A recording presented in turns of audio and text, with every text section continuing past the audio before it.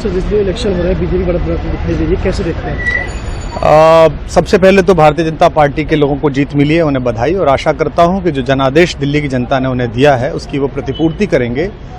और वे सब आम आदमी पार्टी के लाखों करोड़ों कार्यकर्ता जो अन्ना आंदोलन से आए, जिनके बहुत ही निश्चल, निष्पाप और बड़े भारत की राजनीति को बदलने के सपने की हत्या एक निर्लज्ज, नीच, मित्रहंता, आत्ममुग्ध और चरित्रहीन व्यक्ति ने की, उसके प्रति तो क्या संवेदना। दिल्ली को उससे मुक्ति मिली। और मैं ये जानता हूं कि अब जो आम आदमी पार्टी में लोग बच गए थे सत्ता के लोभ में, लालच में, पदों के लिए, उस पैसे के चक्कर में, वे सब भी अब वापस जाएंगे, लौटेंगे, कुछ अपने व्यवसायों में लौटेंगे, कुछ पार्टियों में चले जाएंगे। और पतन यहाँ से प्रारंभ हुआ है उन लोगों का।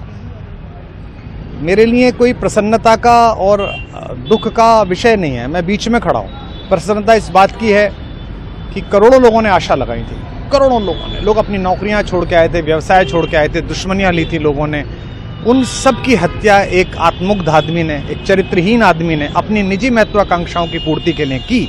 उसको दंड मिला, ईश्वरीय विधान से दंड मिला।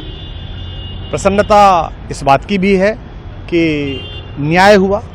आज जब कहना नहीं चाहिए, लेकिन आज टीवी पर जब जंगपुरा का निर्णय आया और सामने दिखाई दिया कि मनीष हार गया, तो सदा तटस्थ रहने वाली और राजनीति से विरत रहने वाली मेरी पत्नी जो है, उसकी आंख में आंसू आ गए, वो रोने लगी।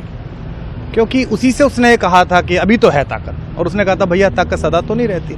तो ये अहंकार आशा करता हूँ अगले लोग नहीं करेंगे, जो बाकी दल है वो नहीं करेंगे, इससे सबक लेंगे। और दिल्ली के नागरिकों को मैं अच्छे शासन के लिए बधाई देता हूँ। अब भारतीय जनता पार्टी अपने नेतृत्व में सरकार बनाकर दिल्ली के जो दुख थे पिछले 10 वर्ष के, उन्हें दूर करे।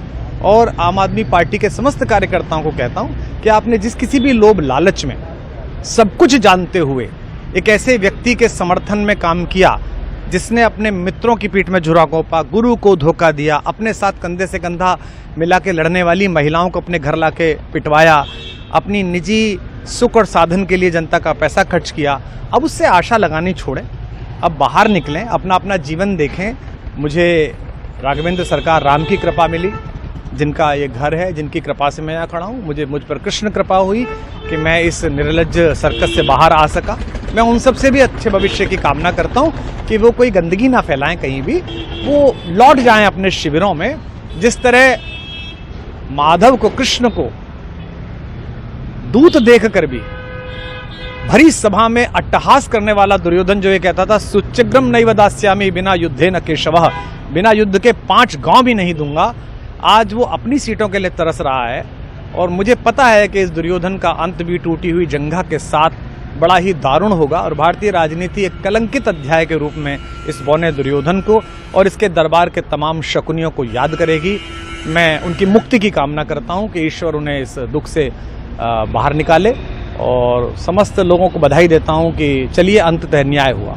सर बात करें दिल्ली के चुनाव या यूपी के उपचुनाव मिल्कीपुर को लेकर, चुनाव आयोग पर तमाम तरह के आरोप लगाए जा रहे हैं। अखिलेश यादव ने कल कहा कि वहाँ उपचुनाव में मिल्कीपुर, ये राजनीतिक विषय है, इस पर मैं राजनीतिक कार्यकर्ता नहीं हूँ, तो इस पर मेरी टिप्पणी शोभनीय नहीं है, वो आपस में सब जाने। लेकिन दिल्ली के चुनावों को लेकर एक मिश्रित प्रतिक्रिया है। दुख है कि अन्ना आंदोलन से एक ऊर्जा जो पैदा हुई थी, जिससे देश में एक सकारात्मक बदलाव हो सकता था, एक वैकल्पिक राजनीति हो सकती थी, उसकी हत्या एक अहंकारी आदमी ने, एक आत्ममुग्ध और असुरक्षित आदमी ने कर दी। मैं आशा करता हूं कभी ना कभी भारत में ऐसा सूर्योदय किसी न किसी दल में अवश्य होगा, जो भारत को जहां पहुंचना है वहां पहुंचाने का मार्ग प्रशस्त करेगा। बहुत धन्यवाद।